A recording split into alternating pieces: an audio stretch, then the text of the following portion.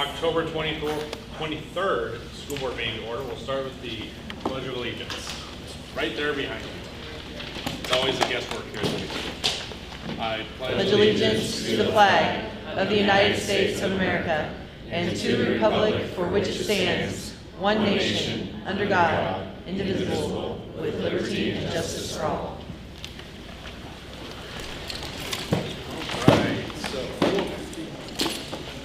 Thank you everybody for coming tonight. We'll start with any approval on the agenda. So move. Second. Been moved and seconded. Any discussion on the agenda? Okay, hearing none. All those in favor of approving the agenda, please say aye. Aye. Those opposed? All right, agenda is approved. Moving on to comments and suggestions from citizens.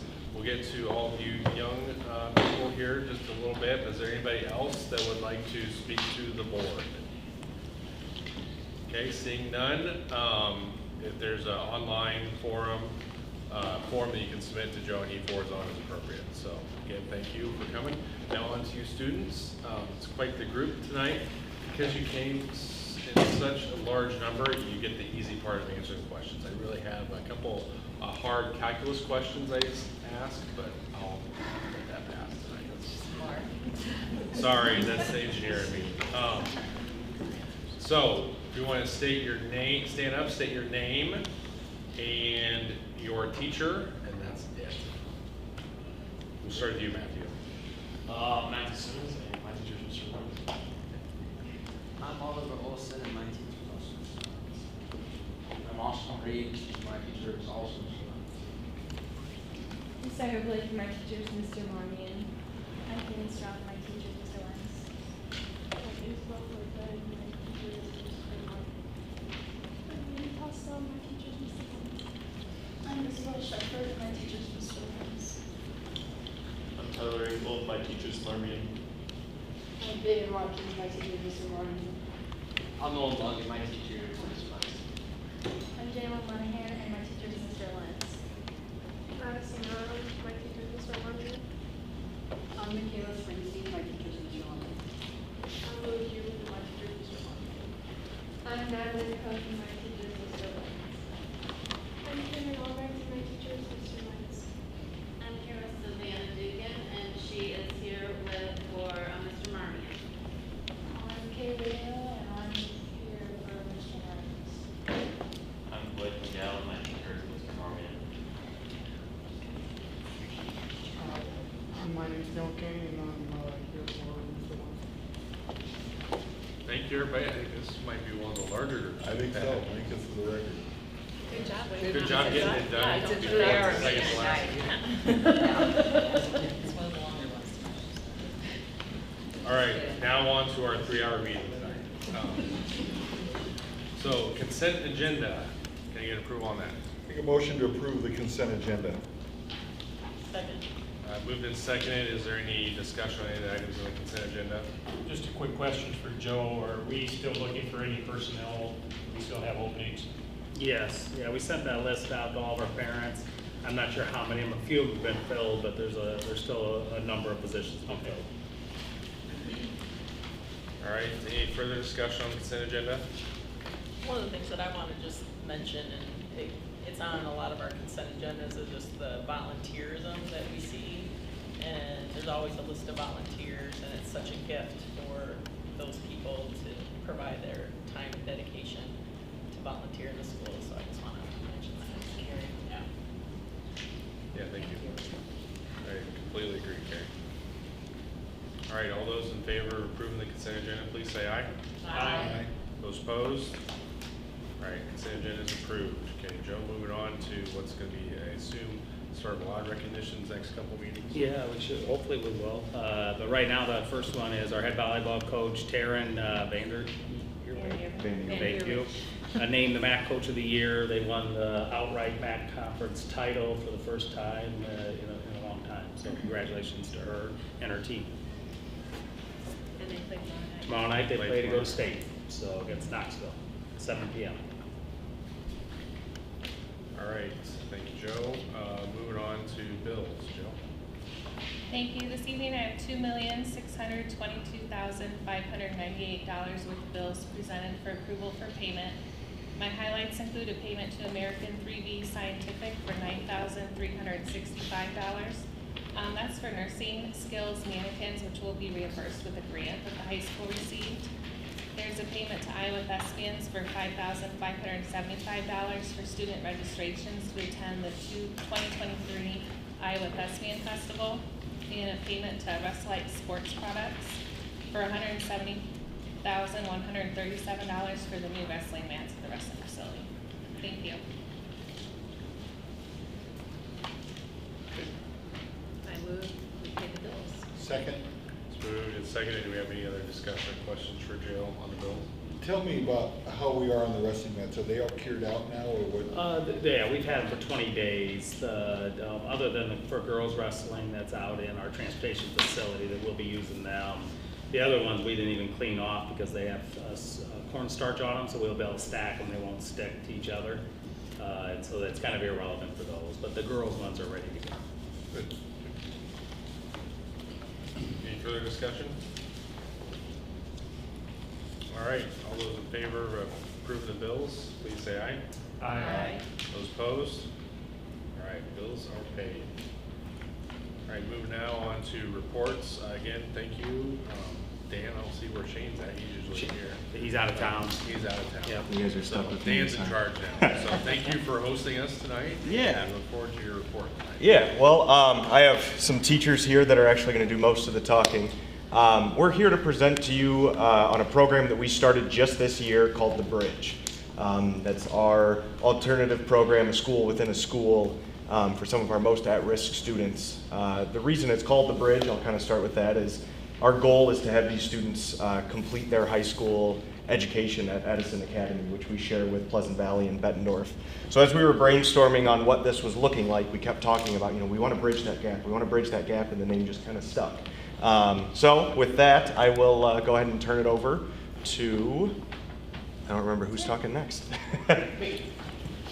Hi, my name is Tim. I am one of the teachers for The Bridge. I teach a social studies core class. I would say I also got first involved working with a few of these teachers through our grants that we received for our own education. Started off by going to Savannah, Georgia a couple of times to the National Youth at Risk Conference, where we started to get some seeds for ideas of what we wanted to do here at North Scott. So you can see how we directly use those funds to help educate us, ourselves, to help bring it back and impact our students as well. Dan kind of covered the vision already. With one needs, it's my work too. Really cool. So it's really just a transition school within the school to help get kids to Edison so they can finish their high school education. The mission is that we talked a lot about this summer to come up with. Kind of what are we looking for to get out of this program that is pretty unique. So together we kind of came up with the one that you see up here, which is to provide an alternative educational environment designed to foster a sense of community, personal responsibility, and academic success. So as you see there, it's not just about academics, it's also looking at kind of the whole person, the whole child, and how we can help have a sense of community, some responsibility in there as well, and make sure that we're going to be successful after high school, whatever that might look like for the variety of students. So then my name is Allie Michael. I'm the science teacher in The Bridge. And so I was kind of here to tell you a little bit about how our program works. We have 15 at-risk students that are part of our program. We identified them kind of looking at their academic and social emotional success that they've had in our classrooms before. What we really found was that there was about 15 of those like bubble kids that were not being successful in the traditional classroom, and they're just kind of waiting for them to fail enough for them to be able to go to Edison. So we're like, instead of just waiting for them to fail, we should put them into something where they can get some credits and start working towards that Edison requirements to get them in there. So what we have right now is we have all 4 core classes go in there. They're here every other day. They're here on B days right now. So they get social studies and English in the morning and then have science and math in the afternoon. And we're trying to kind of work cross-curricular within those 4 classes so that they're kind of having some STEM classwork happening. They can kind of do the math and science together. And then social studies and English are also working together, so we can kind of have more hands-on application of what they are doing. They're also required to have a 5th component. This is also what Edison requires them to do. So that 5th component can be work or Edgenuity by making up some of their other courses that they don't have credit for yet, SDI if they're special ed kids, or any other electives that they want to take on that opposite day when they don't have their bridge classes. We currently right now have a content teacher and a co-teacher in every class. So there's 2 of us adults in every room or in every class period. And that has really worked really well for us to be able to foster some good relationships with the kids. There's kind of somebody in there a little bit more long-term to kind of see the whole length of the morning and the whole length of the afternoon. And this has really been a good way for those kids to catch up on credits and kind of earn some new credits that are required for Edison and to just not get further behind like they would be in their traditional classrooms. All right, I'm Olivia Solbrig. I'm the English Language Arts teacher for the Bridge. Some of these people have already introduced themselves, so I'm not going to go through all of them. But at any given time, if you step into the classroom, you'll see a different combination of these faces. Usually one of the 4 main content teachers, and then either Karen or Claire, and then Dan's in and out all the time, either with discipline or for successes. So really, there's always something going on in there, and there's usually 2 or 3 faces you'll see if you walk in. To talk a little bit about the data, so we only have a quarter's worth, or not quite a quarter's worth of information so far, but here's a comparison for attendance. So in the 2022-2023 school year, the absentee rate of students that were in the Bridge that were enrolled in school was 21%. This year so far it's 11%. And then the average number of days that they were absent, it was 10 days absent last year, and this year it's down to 2.77. Now, even if you account for that, some of the kids aren't here every day, so even if you add that into the math, that's still way lower than we would expect it to be. Kind of adding on to our numbers portion there. So another thing that we compared from last year to this year was the Lancer Way scores. So Lancer Way is a way for us to kind of track the students' behavior and sort of non-academic skills. And so you can see the comparison of our percentages of students who scored low on that scale, 1 to 2. Last year was at 22% around this time. And then this year we have it down to 4%. So very few of those students have lower scores in that Lancer Way behaviors this year. And kind of with that, this is one of my main roles is for consistency purposes. We decided that one administrator dealing with all of these students would help. So looking at the number of quarter 1 discipline referrals for students that are currently in the Bridge, obviously the numbers speak for themselves, but I think that bubble off to the right, that's almost 2/3 of a reduction for these students. These, again, are our most at-risk students that needed the highest level of support. So that is an incredible number that I don't think any of us foresaw. We had high hopes. We thought that we were doing the right thing, doing the good work.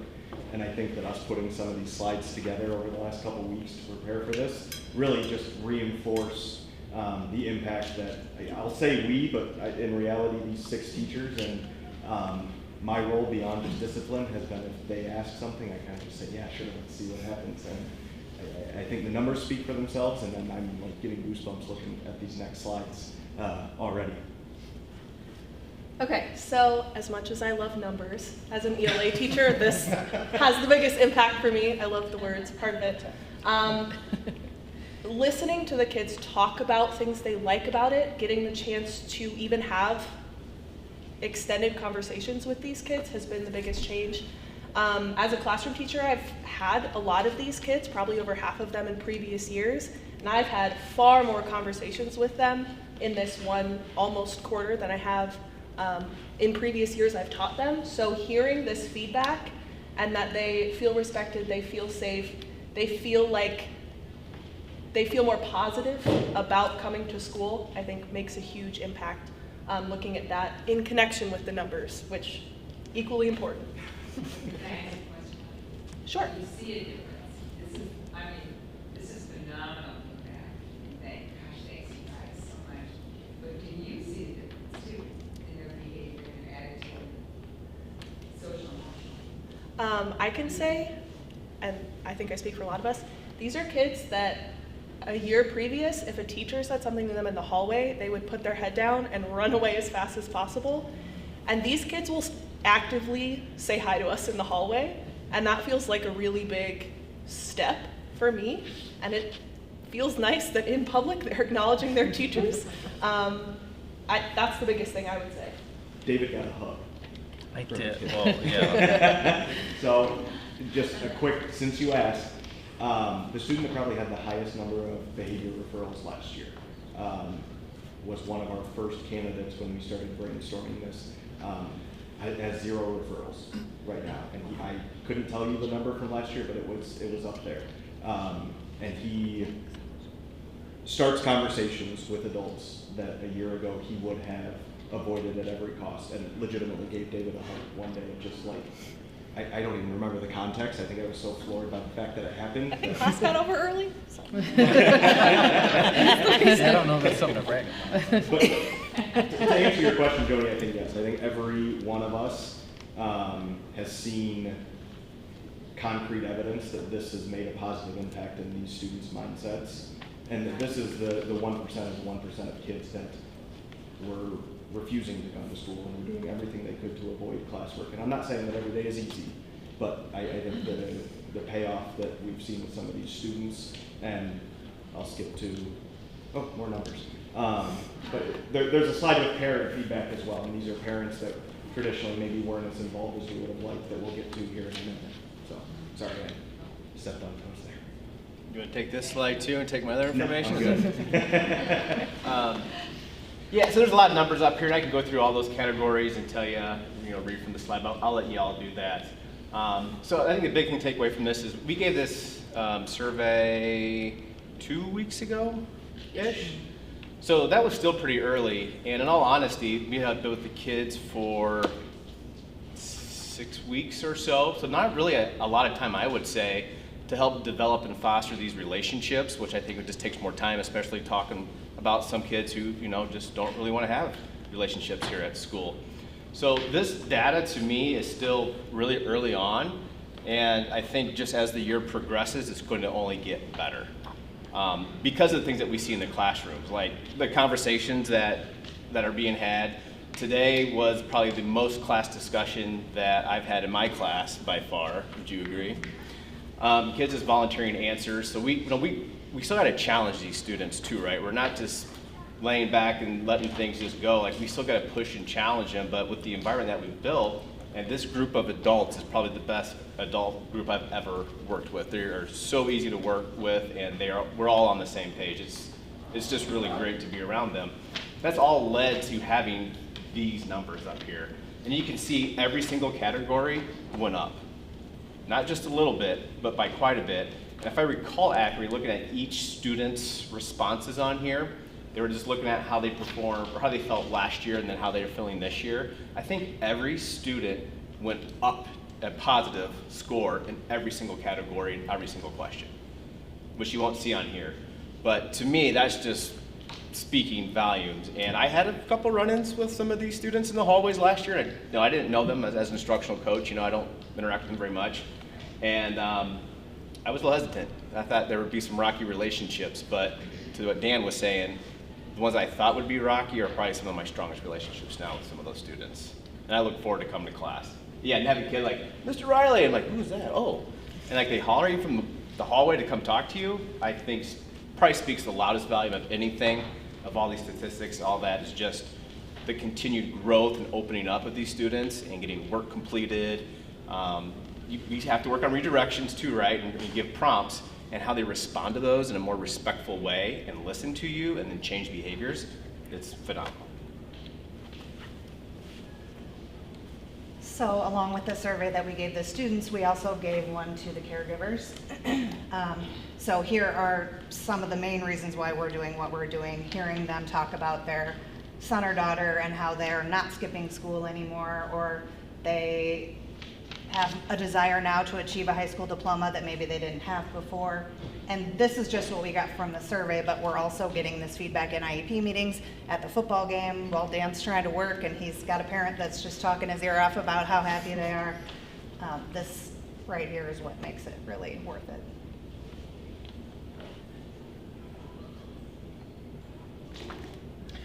So, one thing we wanted to talk about was this is our first year doing this. We are pretty new to this. So we are changing things constantly as we're going. We keep using the metaphor of building the airplane as we fly it. That's very true. And so we don't have everything perfected yet. We are not masters of this school within a school quite yet, but we appreciate being given the opportunity to do this. We've had a lot of support from the administration, from the school, from the community, and we want to continue to improve things for these students and for other students who are going to be in this program in the future. And we have just some snapshots of the kids actually doing some stuff in class. We tried to get, I think everybody is in that, right, Claire? Yeah, so all of our kids are shown in there somewhere. It's really cool to see as a science teacher. I did have a few of these kids in some of my science classes last year, and to get them to do anything last year was really hard. I mean, like other teachers said, like they'd put their heads down, and however many prompts you would get them in a traditional classroom, it just wasn't doing. And then to be able to see them do some STEM activities and put some stuff together and be really successful in what they are doing, it's really cool to see kids who normally kind of fade off into the background be leaders in the classroom and start to answer our questions and have great conversations and just really see them do well in class. So it's fun to see pictures of them. It's fun to see them actually get out there and doing that. I had one kid the other day, we were making balloon cars to kind of look at Newton's laws, and he made his car go just about as far. I was asking Paula Scarich how far she got her physics kids to make their balloon cars go, and this kid was within a couple meters of what a physics kid would be making that. So to see that kind of success for my kid, and he was super excited about it, and he, I think Mr. Riley was walking through the pit as we were doing it, and he was super excited to kind of show that off. And so those kind of things are really what I'm in it for. Just to see kids that don't normally have that success and get excited about that is really cool to see. So it's fun to see them. I've also probably given some of them a little too much tape while we're making some things.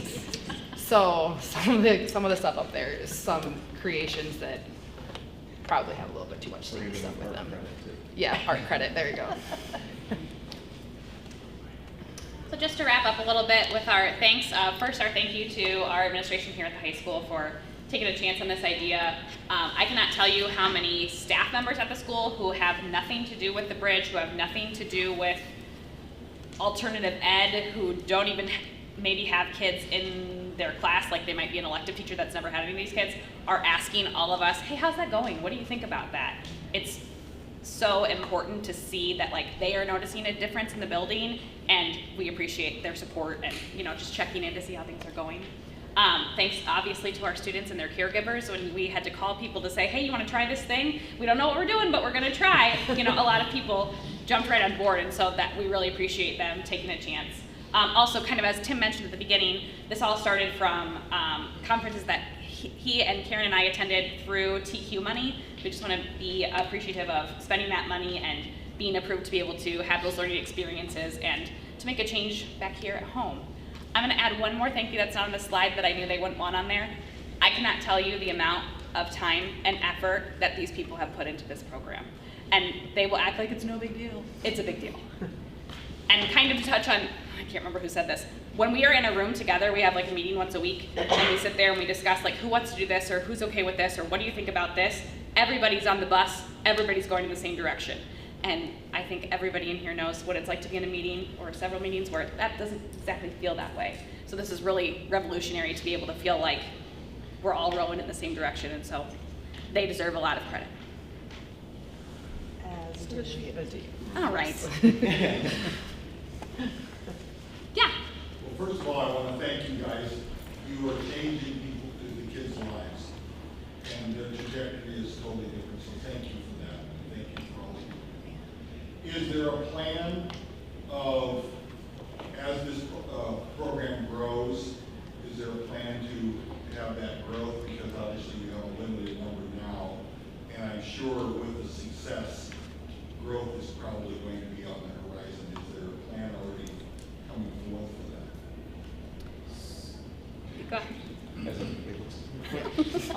So we started with 15, it's a nice round number. We, again, didn't know what we were doing.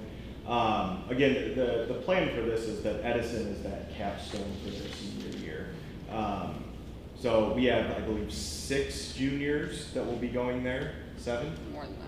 7, 8 juniors. So we're looking at kind of a 7 or 8 rotation where they would take this as kind of a banded sophomore and junior year, which is similar to what Edison has. You know, they take every kid that comes to them and they band it together so that they get the same curriculum in the cycle.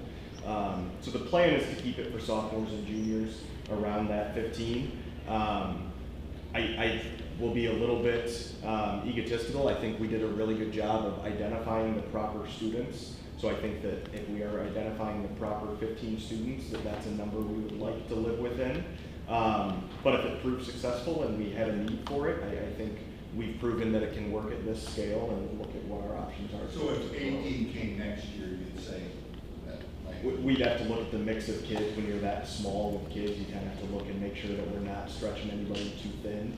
But yeah, I think we're building as we fly it, so I'm not going to say no to anything right now. I'd also say real quick with that too is that Dan's done a good job of working with schedules. Claire helps out with that too, where there's no extra staff being paid. So right now it's working within the school day who is being staffed during that school day as well. So that also helps with the numbers and keeping things balanced as well.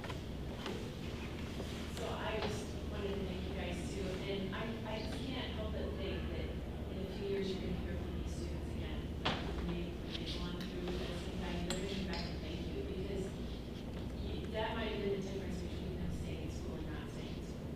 And it's important, and it sounds like they almost get a clean slate, because sometimes they feel judged, like they have behavior issues. And if they get a clean slate, then they can just start off positively and you guys can do that. So usually the freshman year is when you sort of start to look for these characteristics that is it possible they might get identified as a sophomore and get put in there? You're pretty open, like you're just kind of seeing how that. So our first criteria is credit deficient. If a kid is going to struggle to graduate You on need a time. certain number of credits to get into that, correct? Yeah, you have to be a second semester sophomore by credits. But we were finding that we were identifying kids, I don't remember who said it, but identifying kids early and then just crossing our fingers that they made it. And So, the parents are on board too, it's just amazing. So Yeah.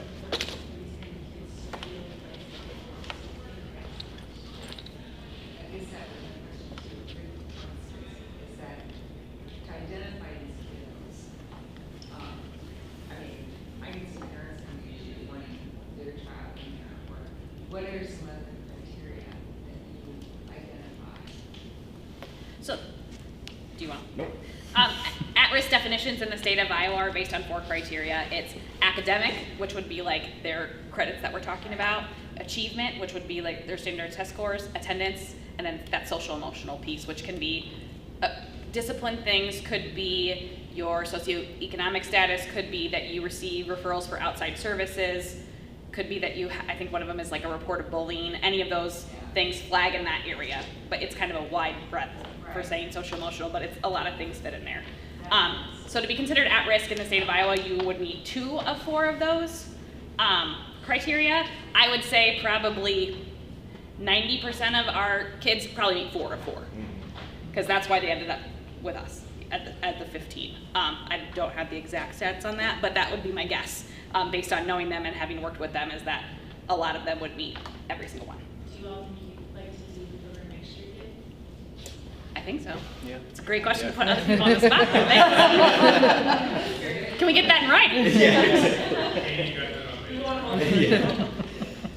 I think a couple of extenuating circumstances too should be mentioned. We have, I think, 3 students who haven't set a foot in school in 3+ years, 2+ years? At least 2, yeah. At least 2.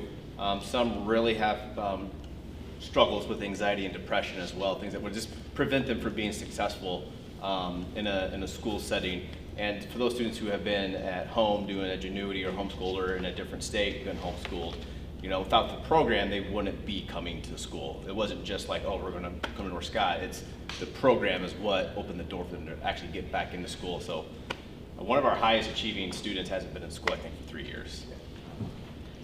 So it's nice to see that those students are so successful. When you read those comments, the students and caregivers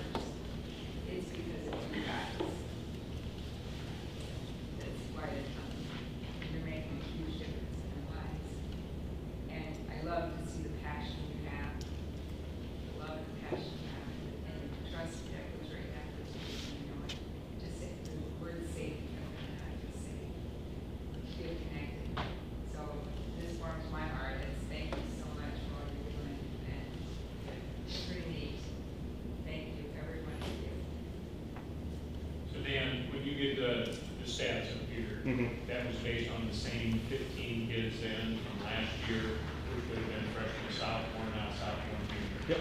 Okay. And you're thinking that next year, those 8 juniors will be eventually going to Edison, and do we know that Edison's going to continue with other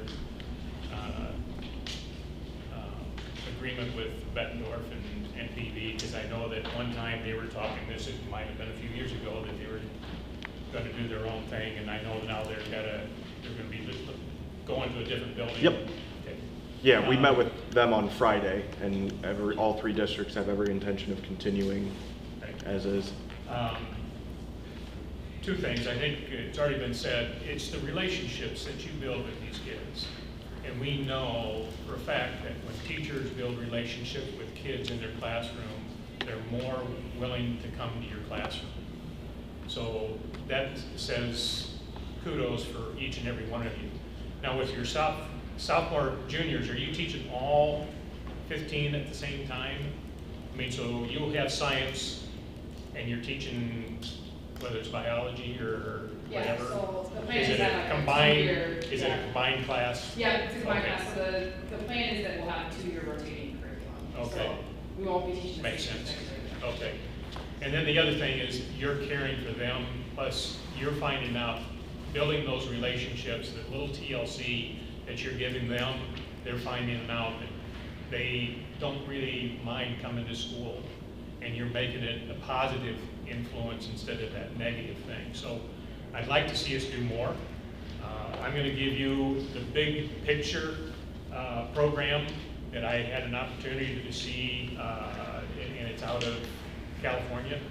It would add to the core, and it basically is, you find out the interests of the kids and you try to put some of their math, science, language arts, and social studies within those identifiers that they like, whether it be photography or whatever, and you try to give them the credits within that subject matter.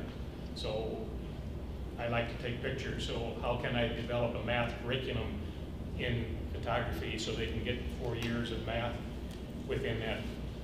You find out that those kids are going to come to school, but it's called Big Picture. I'd be happy to sit down and talk to you about it, because I was very intrigued with it and thought it would be ideal for our high school to do something very similar. And you've got the basis and foundation being built right now. So, thank you. I just had a couple questions. One thing we often hear for public schools is it's one size fits all, and that's further from the truth. I think this is a great example of it, that students learn in a different way, and I hope also that the students are there in the audience. You have kind of an awareness now that your peers, don't always learn the way you do. They have challenges you may not, have, and so developing some compassion for your peers and just helping each other out in this world, I think is really something important, especially as you go out in life after high school. What I find interesting is on the student feedback, the question about I feel comfortable asking questions or asking for help in class. The increase in that was one of the larger ones, but I can't help but think if kids aren't comfortable asking questions in class, they can very quickly, I'm sure, fall behind and everybody builds on everything, right?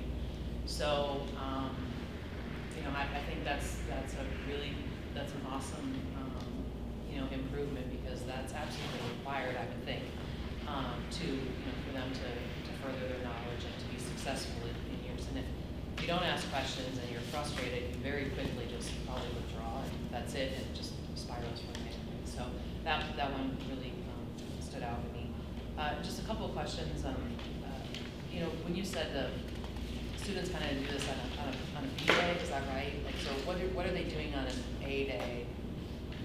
And then what did a B day used to look like for them? And maybe they didn't come at all. And what does their day look like now on a B day when they're going through your program? So previously they would have had a traditional schedule where they would have 7, 8, or 9 classes. I would say more than half of the kids that we're talking about that we have now, we're not going to 6 or 7 or 8 classes at all. They were spending actually a lot of time where we are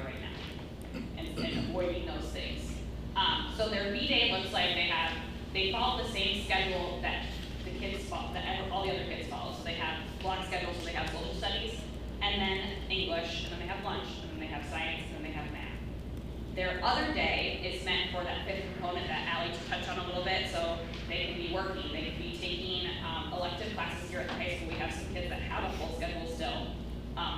Some kids have transportation issues, so like they need to be able to come here every day. So we still have classes for them to be able to take, it's just not necessarily required. Because at Edison, they don't require those elective credits, they just require that fifth component. They don't have to have as many total credits to graduate from Edison as you need to have in a traditional school. Not yet.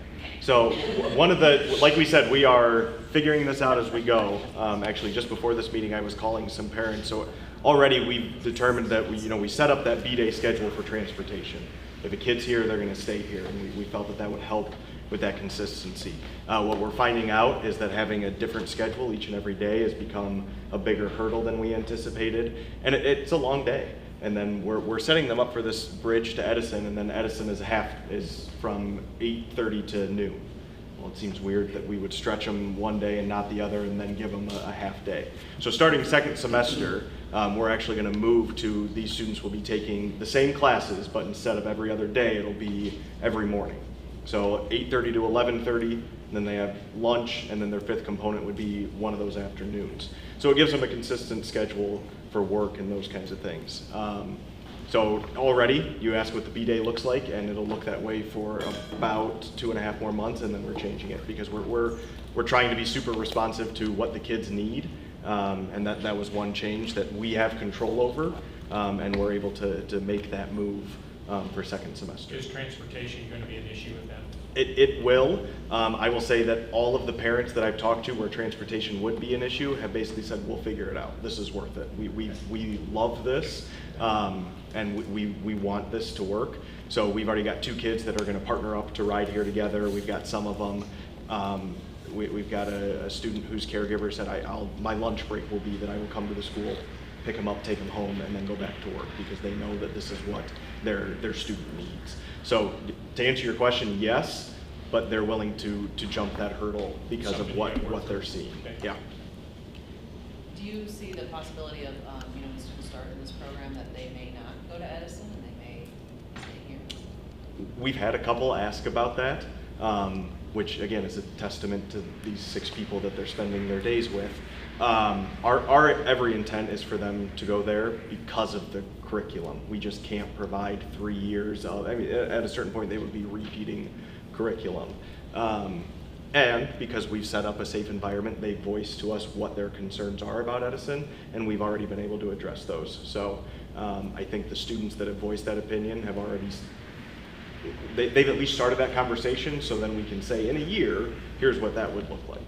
And we're already working with Christy, who is our North Stat teacher that works at Edison, and talking about having her come here and doing some Q&As with the students on Fridays, because Edison doesn't have kids come on Fridays, so that she can touch base with them and kind of put a face to a name and start building that relationship as well, which she's obviously great. She's been teaching at Edison for a very long time, and I always feel good about kids going there because I know she's there and she's going to take care of them. So I think making that connection early is going to kind of ease some of those thoughts and anxieties maybe about making that connection. So my last question was, you said that you just kind of fit it into the schedule. Does that mean you have one less class that you would have taught? What does that mean for you guys? Do you not do prep period like you used to, or how have you been able to absorb this?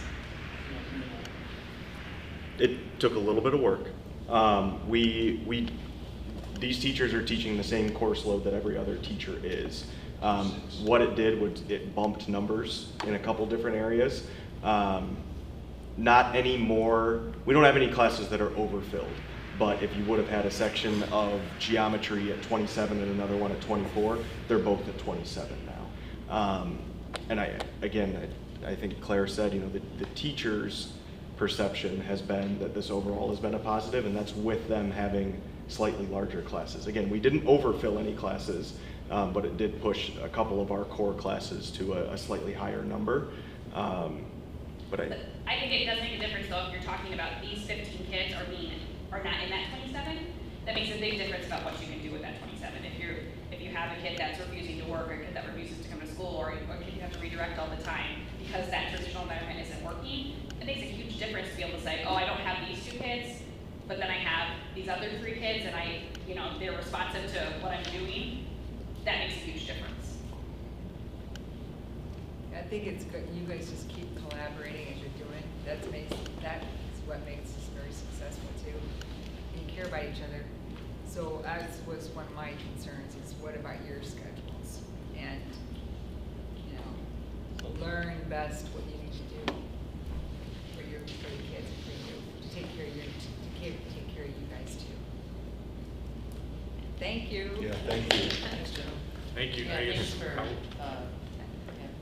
do, I mean, it's just a wonderful program. We hadn't heard about it. Obviously, you're learning as junior, adjusting, and that's really what you have to do everywhere else too, to adjust and figure it out. So I appreciate it.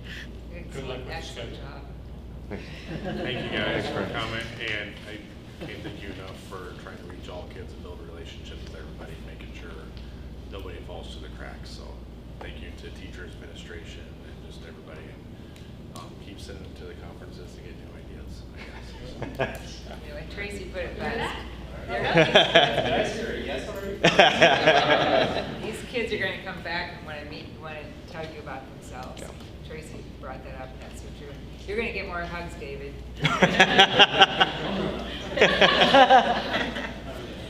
All right. Thank you guys. Happy birthday, Karen. Thank you.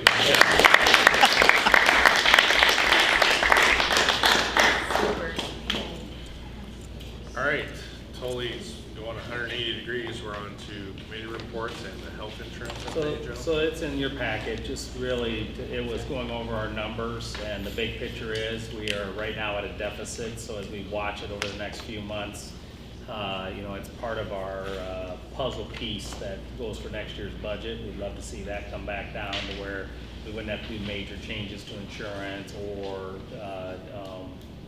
up what people pay for insurance, but right now we obviously are negative spending, meaning there has to be something done to go into next year, but we have till April. So that's the nice thing is we're not at the end of the year, January, where it's getting close. We have until April. So This has happened in years past too. Oh yeah, I mean we've had 2 years at 0. But I'm saying we've had a deficit before, and we've come back up. Oh yeah. So. So it's but it's significant enough to say it might be one of those years where we're not going to get a 0% increase, and so it is what it is. Thank you. Diversity Committee, Yeah, Diversity Committee, the report's in there. We met for the first time, and just really trying to set up our work, trying to figure out how to have somebody facilitate it, and so that's one of the decisions we're going to have to make, how we want to continue doing our work. If, it's hard for example, I want to be a team member to also facilitate, and is there somebody, I sent an email out to the group, here's the person we worked with last year, has a pretty good price tag to it, or should we look for, we have a number of staff who, especially our coaches who are trained that have facilitation skills, is that something we should look at too? So that's really where we're heading, is trying to figure out how to continue that work, so we can continue to move forward. Well, it's quite a committed group. Can we talk about it at the next meeting? It will be, yep, Okay. it will be. Yeah, good, Joe. Right, no old business tonight. Moving on to new business. Mr. Simmons, you're gonna have Matthew present for you, right? What's that? Yeah, Matthew present for you, right? I'm singing. All right. So I have, you're gonna get back here? Yeah. We've got some contracts with Zuno Home, Zeglin's $580.96 discount. This has come through already. I believe I missed a school board meeting, but I don't know if it was mentioned. I'd like to just acknowledge Tisha Bushlow has waived her realtor fees again, which amount to $10,557.60.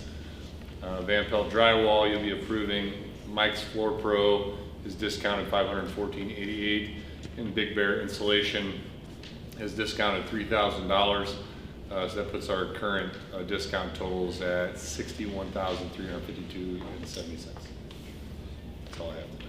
There's nothing behind Van Pelt drywall, is that? They just gave us a retail quote. Some companies don't, they opt not to discount, and we just take the best price we can get. So, very good.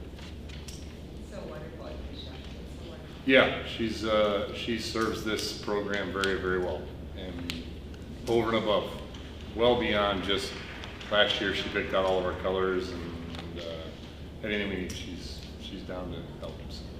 Not only ever mentioned too is the lawyer is at no cost to us. Yes, that's a great point. They never really show up on here, but who is it? Vollerson, Britt, and Gorsline. They've donated their services for several years now. Oh, yeah. Many years. Yeah. Since we've been building the house, we've actually had to sell it. They charge us nothing. Yeah. You didn't have the closing. Thank you, Joe. Yeah, they don't close it. The lawyers don't charge us anything. For making the offer to purchase lots, for making the closing arrangements, none of that. They never charged us for anything. Thank you, Joe. Very supportive of the program. I know he doesn't have it on the list, and Thank you. Yeah, absolutely. Maybe you could get us an invoice for 100% discount. Pardon me? I said maybe, they give us an invoice for 100% discount, that, we didn't know that, right? Yeah. I need to ask them for that, just so we can log that and give them that tax write-off. Yeah. I think they just don't even bill us. They don't. Yeah. That's all I have today. So you're looking for a motion to approve the bids, right? Yes. Entertain a motion to approve. So moved. Motion second, any further discussion on these?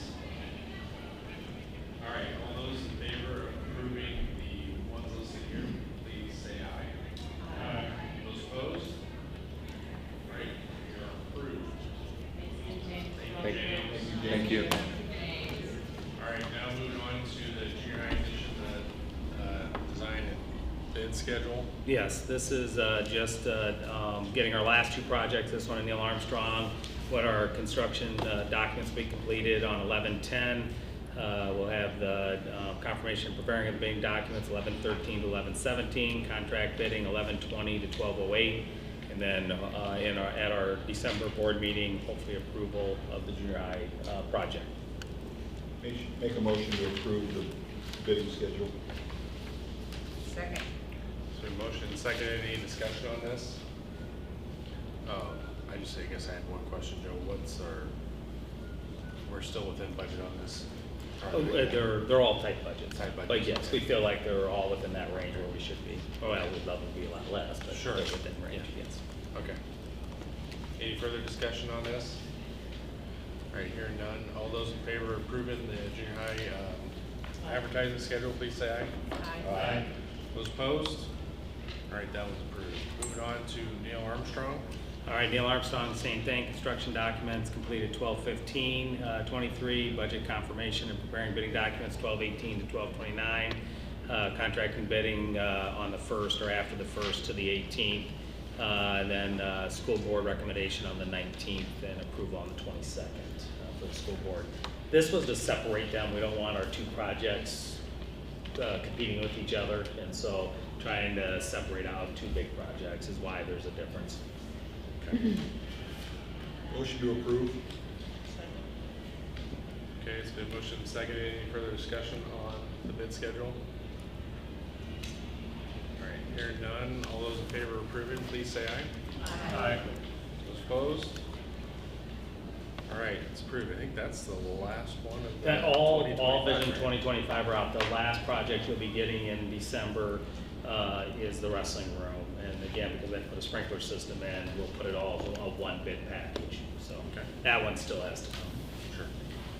Thank you. Moving on to the approval of the strategic plan. Okay, a copy of the strategic plan, the action plan's in there. I know I talked to Molly before. There are some dates that didn't get changed from 22 to 23. We'll get those fixed at the end of the document. We had a meeting this summer. We had a work session on there. Administrators have gone through the action plan, and so it's updating our strategic plan, adding another year to it from the work that we did. And so just looking for approval of it. Motion to approve. I hear a second. Okay, it's been moved and seconded. Any further discussion on the strategic plan? I would just say, you know, a lot of work goes into these two documents. It's probably, I would guess, between us board members and the administration, probably a full week's worth of time, just working probably 40 hours for that week on this, if not longer than that. Correct, and then the action plan is what makes it not a document on the shelf, but that we're actually going through and doing things. So for example, I've been in talking with the Iowa School Board Association on contracting out an audit of the district. And so it's really surveying staff, surveying parents, surveying students. And we still have some decisions to make about that because we can add like up to 10 questions if we want to add something that's not on theirs. But that's what gets the work done. All right, all those in favor of approving the strategic plan, please say aye. Aye. Aye. Those opposed? All right, it's approved. All right, moving on to, thank you everybody for all your work on that. I know there's not administrators here, but for those of you who do ever watch this, thank you, Dan. You can share the condolences with the whole rest of the. I'll have Dan report out on it tomorrow's meeting. There you go. I'm on it. All right, superintendent's report. All right, American Education Week, November 13th through the 17th. We celebrate this week because we celebrate all staff. All staff is what makes North Scott a special place.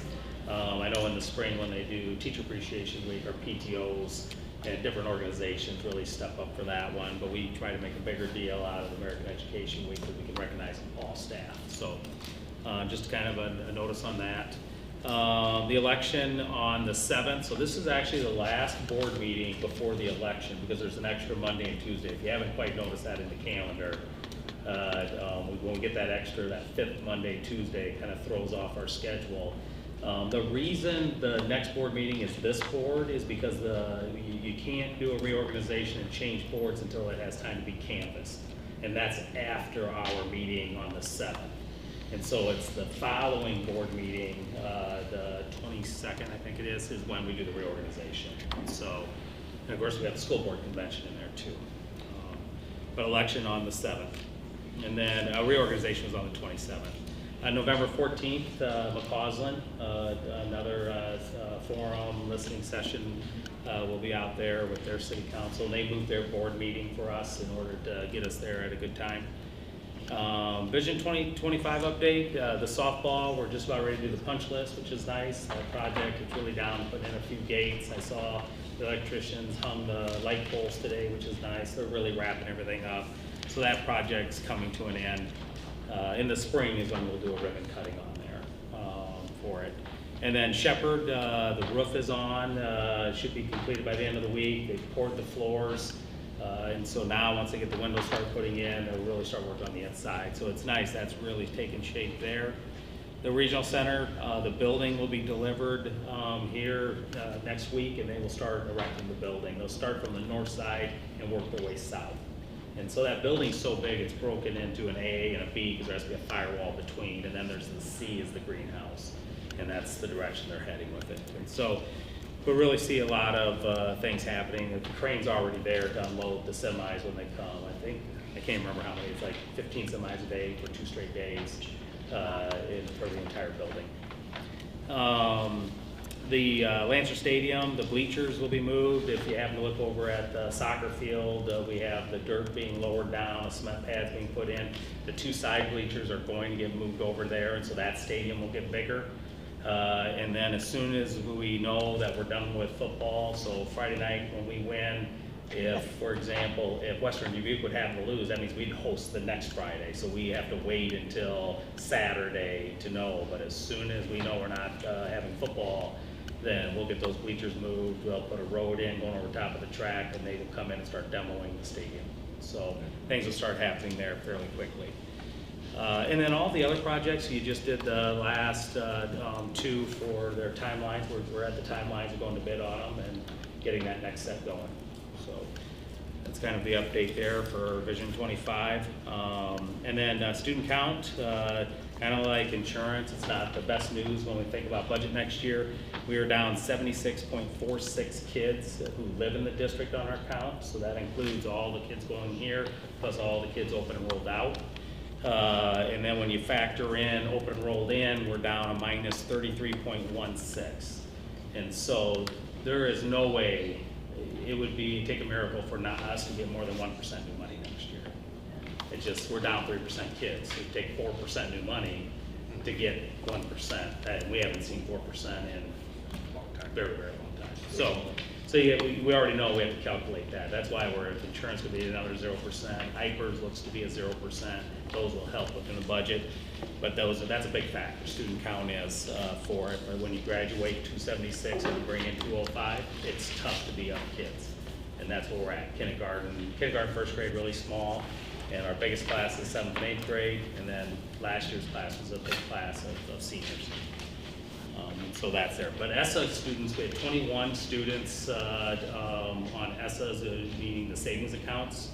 And from each one of those, we'll get $1,200. I think the way I looked at it, 10 of the 21 are actually high school age. Rivermont, 2, and I think Assumption had 8. So those are kids we never even had. And then like kindergarten's 1, it's just 1 per grade throughout different schools within the Quad Cities. And so again, as we look through the list, there isn't like we've lost students because the S's were out there. And they were kids who were already going there. But we do gain $1,200, how that figures into count or how that works. So that will again help a little bit. Calendar 2024-25, I just put some sample ones that I've been working on. One of the things that came through is next year is the year that the athletics, the unified calendars, bump everything back 1 week. It resets the calendar then again for another 7 years. And so spring break is actually would be March 17th through the 21st, a week later than it would be this year. So there's more of a chance it might be actually warm. It might be more of a chance it's warm, but just for 1 year. Bettendorf, Pleasant Valley, Davenport, we're all working on getting the same spring break. But what happens is football would end then March 10th through that would be the state.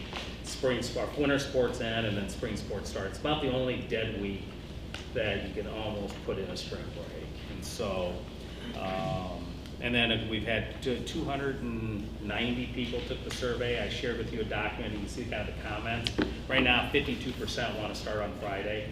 The other 48% were between Monday or Tuesday starting. And so now my guess is if I would have just said Tuesday, Friday, or Monday, Friday, it would have been 48, 52. You know, it is what it is. And so, but that's kind of how it's broken out, just asking people on that question.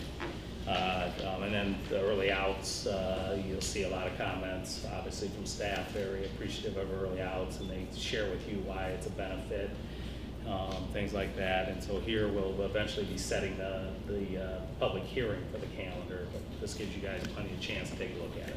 Is the next step teacher or staff survey? The staff survey is done. Oh, but on which of these 3 calendars? Well, I surveyed all 3 of them. The top one that I gave you shows what it would have been like this year's.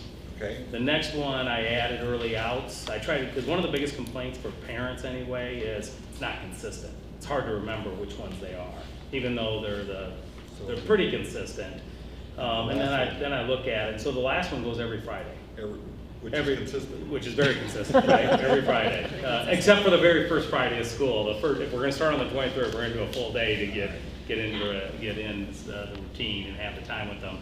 But then every Friday after that, it would be what we would talk about is like the first Friday being building. Principals would have that as potential meetings and PD and things, and then the 4th again.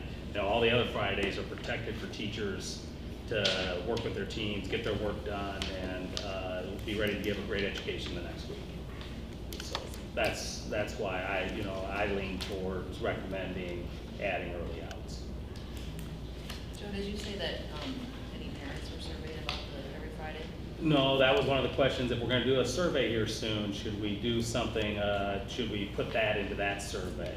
And that's a question we'll have to answer to do it. But that would be one we could add, because we can add up to 10 questions. But no, I have not surveyed any parents, other than SIAC. I did talk about it on SIAC, and they were supportive of it. Every Friday we can consume, but maybe that doesn't have to go. It's Makes that it before and difficult after to find. school care that Yes, really, and that's what came up a little bit in SiAC, and they're like, well, if you've already figured it out for 2, you're gonna be able to figure it out for all of them. Whether that's true or not, those are some of the things. But that's the thing that's hard. It is more daycare needed for families who have to have the daycare. And if we were to do that, we're still gonna be meeting the hours per year, even if we do every Friday? Yep, every Friday puts us at 1,100 hours, so And we're then 20 any over. snow days, we probably have to. Get 20 hours that we could mess with, but that's it. Yeah, you lose too many more, you don't have a lot of flexibility like we do now. Not that we ever use it, I mean, we give up one day typically, as long as I'm the one making the call, we're going to school. Right? It's when I leave town, Shane makes the call. No, we've been lucky, and I just read with El Nino that we're probably gonna have a nice warm lack of snow this winter, so we should be okay. Now we're gonna get 20. But no, depending on the weather, that does, our district, we make them up at the end. Yeah. So, Yeah, I like that early out. I hope we want to communicate as well to parents, but I really want to use it for their staff. The staff has really expressed gratitude when they had it, and they would like to. and there's a variety of things, it's the shortest. The staff don't go home, right? Sometimes public will think, well, you're letting your staff off 2 hours? No, they're working, so. Well, and we talked about the difference between the elementary teacher Yeah, caseload yeah. versus some of the other levels. Yeah. They have a lot extra. It's the lack of subs too, they're covered for each other still all the time. There's a lot of reasons for it. Carrie, do you have something? Just to back up to the Vision 2025, did I miss, where are we at with the welding? It's going to bid, so that one's the other one. That design is being finalized and will go out to bid. That one actually goes out to bid, I think, in November. It's hard to keep track Yeah, of we already all of approved them. that timeline. But we've already approved that timeline, yep. That was the same night as the football schedule. Any other questions for Joe? All right, moving on to board correspondence, and I have 2 things that if I don't say now, I will forget by the end of the comment portion here. So first thing, we have an AEA Board of Directors election. We have 1 candidate. So if you guys are okay, it's Deb Mickey. Yeah, Deb Mickey representing us again. She's unique because she has ties to both school districts. In the end, our vote really doesn't count because PB actually represents two-thirds of the vote, and we represent 1/3. And so their vote counts more. But She's a good one. We both have, I've talked with Brian, both his board, and we've talked a little bit.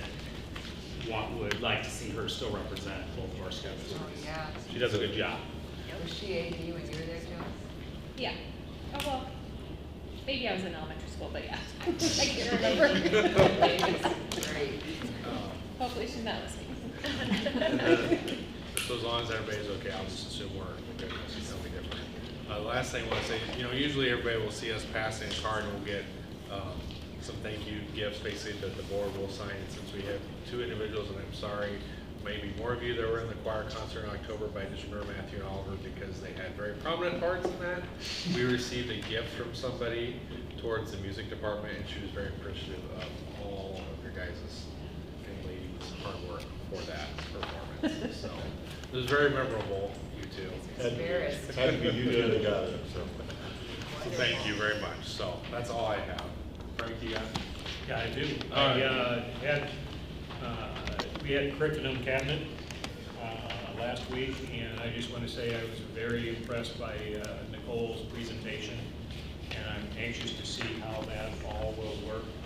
And, if I'm correct, it's a big umbrella under MTSS that's going to fill in all our data, and hopefully we'll receive a whole bunch of data that we can be very proud of and so forth.